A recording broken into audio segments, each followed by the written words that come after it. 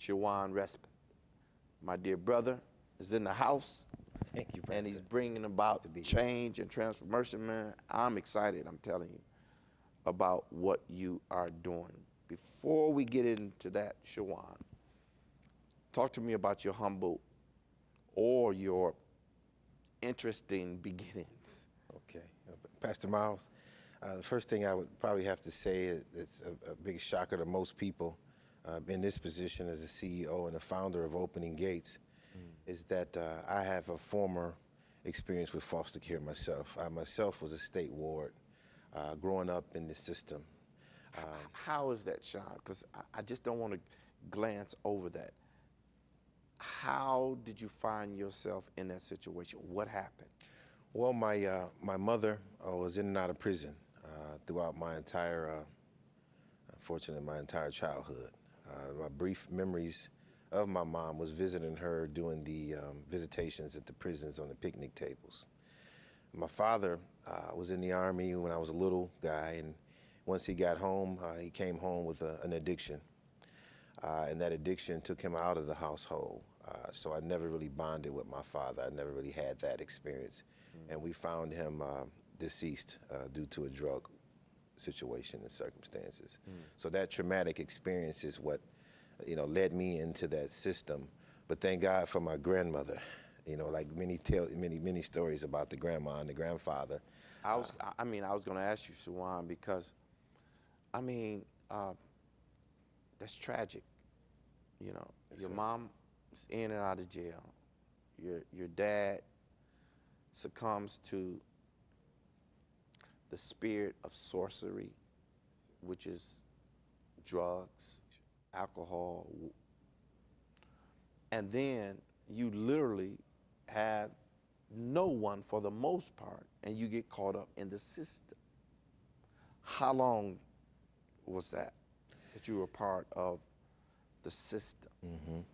I was part of the system for at least 14 years. Oh my God. And what had allowed me to escape the system was the fact that I went to Central High School over on Linwood and Tuxedo, and I had some role models in my life at that time. So football, athletics. I had a dear friend, Dr. David Sneed. Yes, sir. Yes, sir. Dr. David Sneed was my football coach and my mentor. Dr. David Sneed was... Man, come on. Yeah, a former Dr. superintendent. Sneed, yes, that's sir. my main man. Yes, sir. He was my principal at Redford High School. He was the first one that gave me opportunity to coach basketball.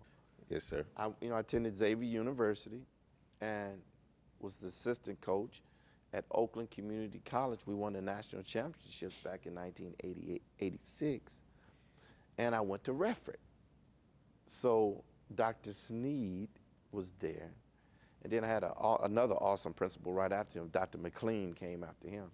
But Dr. Sneed was my man, and he did a tremendous work for Detroit Public Schools. Yes, he did. Those new schools, $1 billion bond was passed because of Dr. Sneed. And literally that year, he was voted the superintendent of the year for the nation. And unfortunately, people didn't understand that, and they literally got rid of him, which is just ludicrous to me. And right now he's in Connecticut, doing a great job there. Same thing. Oh my God! I talked to him, And so you, what a role model. He's my main mentor, just like you, Pastor. Oh my God! He was our football coach, and in our community, he was that model of a man. It was David Sneed that came into my grandparents' house and said he can't quit the football team. Woke me up out of my sleep, put a T-shirt on me, and took me to Central High School when I was in middle school. So, wow. Yeah. I see it. Yes, sir. I see him all over you. Man, small world. Yes, it is. But listen, you see how one person can change a life. Am I right about it? Yes, sir. So talk to me about football. What happened through football? Because I know if you played for Dr. Sneed, you wasn't no joke. Because he wasn't no joke. Yeah. Well, I went off and did great things with football. Football was a great vehicle for me. I was the Amen. #3 blue chipper in 1985, All-State, All-American, you know, all the escalates that go along with that. But more importantly, I got an opportunity to get an education, free of charge, because without that, I wouldn't have been able to be where I'm at today and be able to do the things that I'm doing now. From the University of Iowa, got a chance to experience the Rose Bowl, and I've been around a lot of star athletes. Matter of fact, Opening Gates, our nonprofit, was founded by Antonio Gates from the San Diego Chargers. Oh, yeah. And Antonio attended Central High School. So when I went back to Central High School, I was able to touch, me along with some other guys that went off, we were able to go back to the high schools and touch some other athletes, and look what happened. They ended up being Pro Bowlers and things like that, all from a seed planted from Dr. David Sneed. Powerful. I mean, I just can't get over that. I mean, that's powerful. So you playing football, you come back, and you feel something in your spirit. Talk to me about that. Yes, sir. The spirit of not being able to receive the things that I had received spiritually, socially, psychologically, and educationally. I just didn't get it all in Detroit. But I got a lot and enough at the universities. I was able to come back. Because the Lord opened up the world, really. Yes. That's what happens, right? Yes, beyond my vision. You get this knowledge and you're like, oh my God. And then what happened? And I just came back with this real strong desire to give back to the community and give some of the young men that struggle with the same social ills and problems that I had a chance at life. You know, I did have some people, a lot of negative around me in my community. You know, I was told that I was going to be dead by the time I was 14. Well, by the time I was 16, I was at the universities.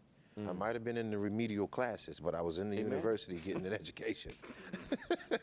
Yes, sir. Ooh, yes, sir. I love it. That's right. Might not have everything, but I'm in the right place. Yes, sir.